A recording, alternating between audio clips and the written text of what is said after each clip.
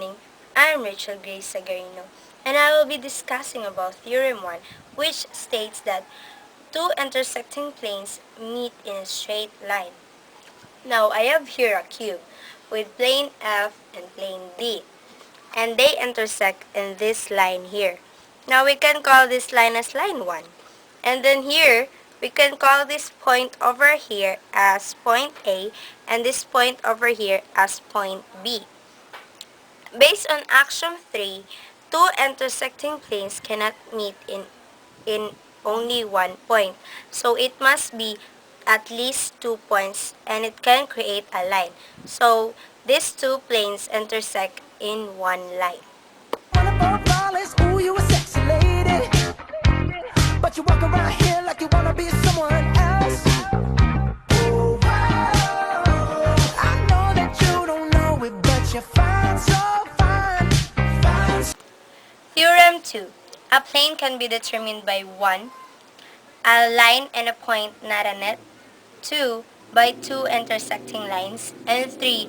By 2 parallel lines. Now I have here plane A. Now let point R and point S be in line 1. Then one and only one plane A can be passed through line 1 and point T because one and only one plane can pass through points R, S, and T, and that is based on axiom 2, which states that through three non-collinear points, one and only one plane can be passed. I have here plane B. Now let's put here point R as the point of intersection of line 1 and line 2, and point S on line 1 and point T on line 2.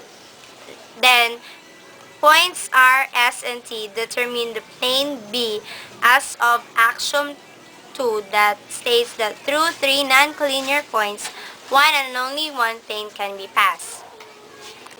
And in axiom 1, if 2 points of a straight line lie in the plane, then the whole line lies in the plane.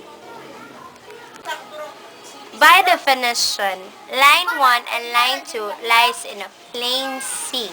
They lie in only one such plane, since points R and S on line 1 and point T on line 2 lies in only one plane.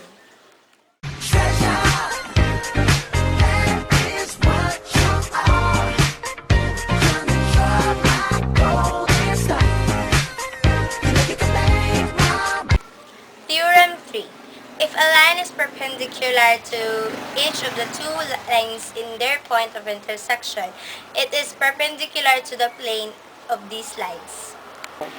Line 1 is perpendicular to line 2 and line 3, and line 1 is also perpendicular to plane P based on corollary number 71 that states, a line is said to be perpendicular to a plane if it is perpendicular to every line of the plane passing through its foot.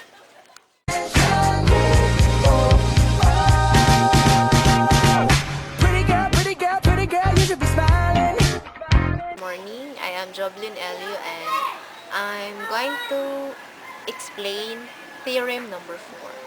Theorem number 4 states that through a point there is one and only one plane perpendicular to a line. So I have here plane P and point A.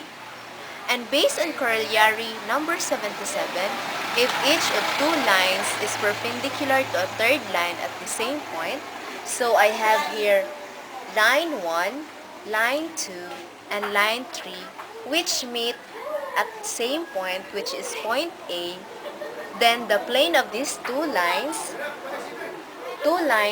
line 1 and 2, which is plane P, is perpendicular to the third line,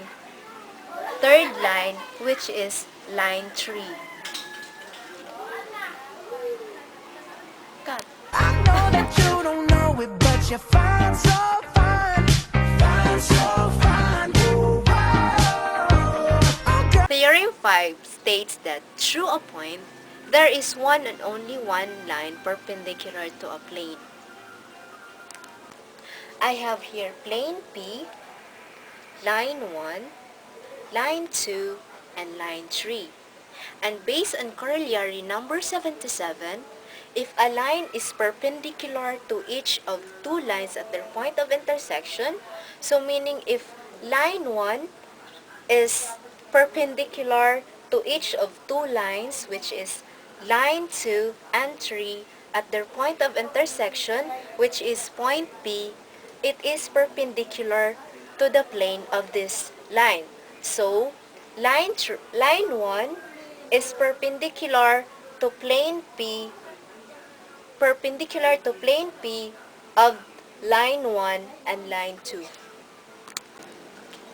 I have here plane P, line 1, line 2, and line 3.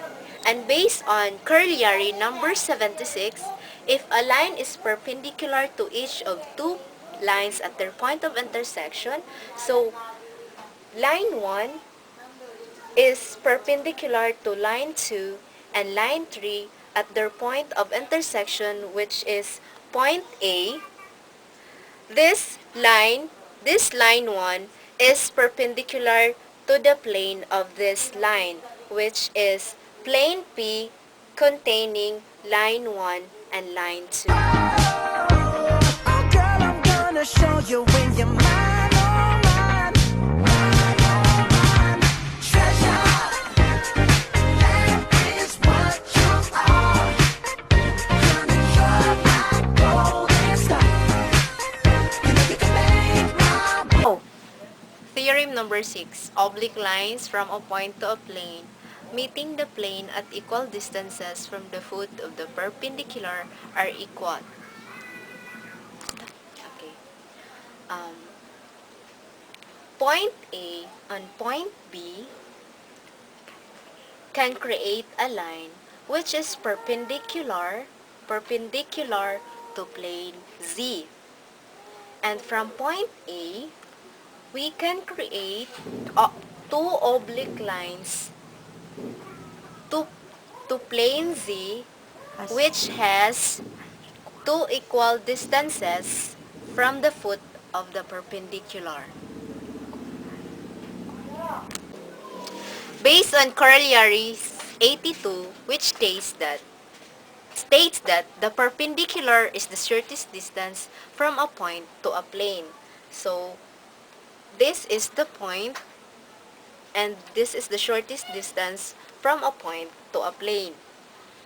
Conversely, two equal oblique lines from a point to a plane meet the plane at equal distances from the foot of the perpendicular based on corollary 82, which states that the perpendicular is the shortest distance from a point to a plane. Hence, the distance from a point to a plane means the perpendicular distance. You are my treasure, you are my treasure, yeah, you